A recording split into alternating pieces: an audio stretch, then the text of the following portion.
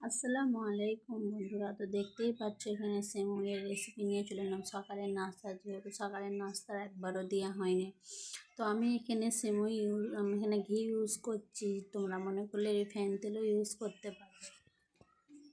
তো সেমুইটাকে দিয়ে একটু ভাজতে হবে, লাল লাল করে ভাজতে হবে, তবেই কিন্তু ভাজাটা হবে ভালো, নাহলে কিন্তু কাঁচা রয়ে গেলে কিন্তু ভালো হবে না। তো আমি প্রথম থেকে নিয়ে এখানে ড্রাই ফ্রুট কিছু কেটে রেখেছি, নুন, কাজু, বাদাম, কিশমিশ, 2-3টে এলাইচি কুটে রেখেছি, নুন। আর প্রথম থেকে আমি 10 টাকার যে আমুল দুধগুলো আছে, ওই আমুল দুধগুলো আমি 4 প্যাকেট ইউজ করেছি। এখনও আধা কিলো ইউজ করবো আমি মাদার ডায়েরি দুধ। তো তোমরা মনে করলে নারকেলের দুধেরও বানাতে পারবে, লেকিন নারকেলের দুধের অনেক ঝামেলা বলে বানানো হয়নি, নারকেলের দুধের অনেক ঝামেলা বলে।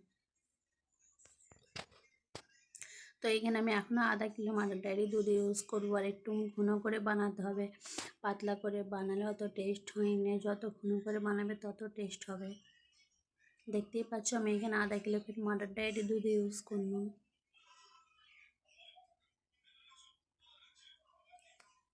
আমার ভিডিওটা ভালো লাগলে লাইক, কমেন্ট, সাবস্ক্রাইব করবে।